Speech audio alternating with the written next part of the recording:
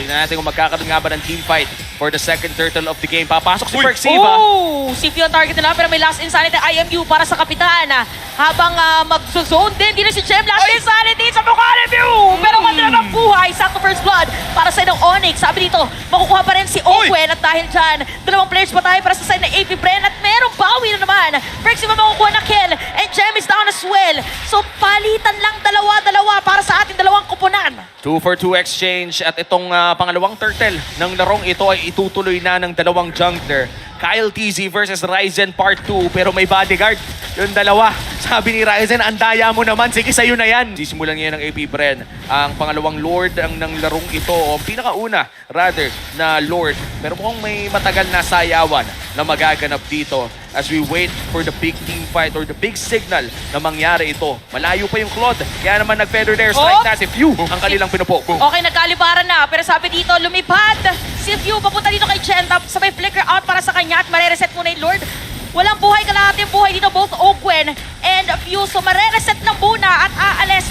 Kakalma lang muna ulit ang ating mga teams. Pero Super Marco, nakita niya na wala ng buhay dito si Ryzen. Meron focus na gagawin. Matatamaan dito ng airborne na damage si Ogwen. Uy! Ang sakit ng damage kay Super Prince. And Ogwen halos wala ng buhay pero matapang pa rin. Ito na nga yung Lord ata ay kukunin ng AP Bren. Gem is down pero meron pa namang immortality. Lord secured for Kyle TZ at si Ryzen naman ngayon ang gusto ni Flap. Makakatakas naman with the Mortal Coil pero killing spree na nga Si Nets, para kay Super Marco. At habang nangyayari ang lahat, si Nets tumatrabaho lang pala sa may bandang itaas. There he goes again. Nako, medyo may damage na si Nets. Nakita natin ang halahati yung buhay. Kailangan na lang kontra yun doon sa mga biglaan damage na sinasabi natin. Speaking of biglaan damage, ginamit ang Feather Airstrike pero hindi sapat. Pero madepensahan niyo Torres sa may middle lane. Habang si Super Marco, konting arriba. Mega kill na para sa kanya. Meron pang minion wave na dadaan. Iikutan dito, Flap TZ with that zone. At meron pang minion wave dito sa may bottom lane. At ang Lord dadaan sa may top lane. Ang malas ni Perxiva doon. Kaya niya sanang mabuhay kung hindi up yung passive ng isang Iritin.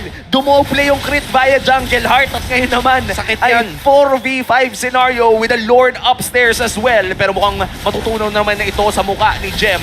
Lord ngayon ay sinimulan na nga na tunawin ang side ng Onyx. At mukhang makakadepensa sila. Si Gem na may pangalawang buhay kapag na-pop na yung kanyang Firaga Armor. Pero wala siyang immortality this time around. Kyle TZ ngayon hinila na ang Lord papunta sa kanyang kupunan. Flap TZ half HP. Gem ngayon ang pumupronta. Pero immortality is already up for this export. Kaya naman, i-reset muna. Papatagalin ang Lord Dash. Grabe yung poke. Ang sakit na ni Super Friends.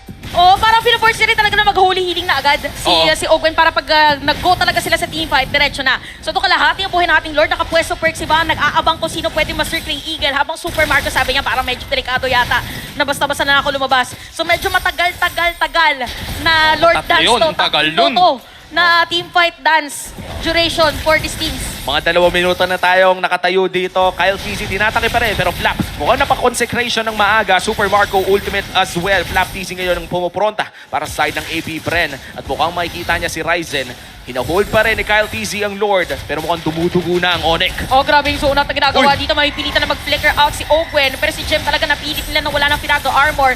Ginamit na rin ang ultimate ng Rafaela pero nandito pa rin na side ng AP Bren. My goodness! Yung Lord at si Gem mawawala ng immortality. Look at the control na ginagawa ngayon ng AP Bren at Flap TZ papasok na rin para hindi na makapag-entry pa ang mga players ng Onyx. Sabi nila diretso arriba. Habang si Ryzen dito makakakuha ng damage galing sa kanila. Meron pa, ang layo na naman dito. From east-west to coast-west. Grabe!